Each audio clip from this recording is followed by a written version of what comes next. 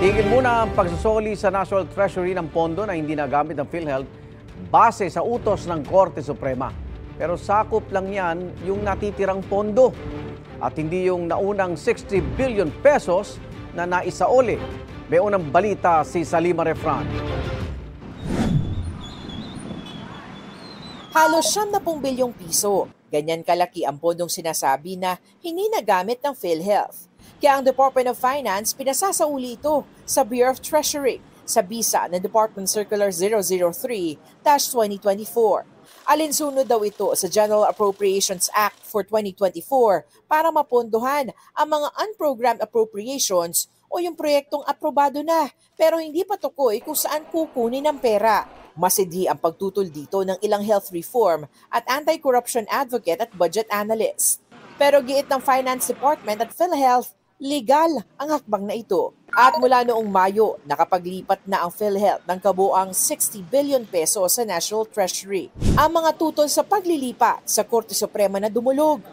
Naglabas ng Temporary Restraining Order o TRO ang Korte Suprema na nagpapatigil muna sa paglilipat ng gobyerno ng hindi pa nagamit na pondo ng PhilHealth papunta sa iba't ibang proyekto ng pamahalaan. Sakop nito ay yun na lang natitira na di pa naililipat. The TRO is effective immediately. The TRO is just really to prevent the further transfer of more funds from PhilHealth to the National Treasury. Hindi pa sakop ng TRO ang pagbabalik sa nailipat ng pondo, bagamat kasama ito sa hiling ng petitioners.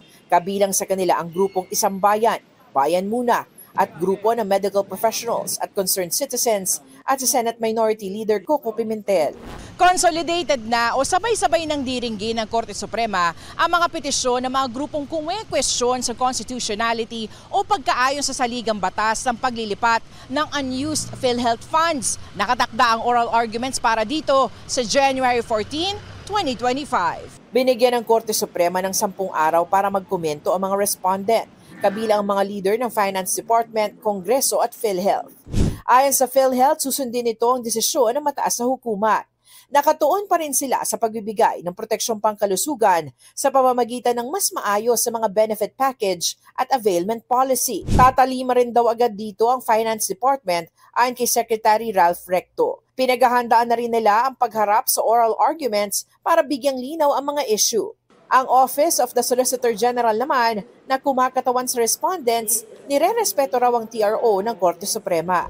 Sa ngalan ng petitioner na Isang Bayan, nagpasalamat si retired Senior Associate Justice Antonio Carpio at sinabing pagligtas ito sa milyong-milyong pinakamahihirap na mga Pilipino na umaasa lamang sa PhilHealth. Ikinatawa rin ng Independent Health Reform Advocate na si Dr. Tony Liachon ang desisyon ng SC. Umaasa silang maibabalik ang nailipat ng pondo, oras na magdesisyon ang Korte Suprema.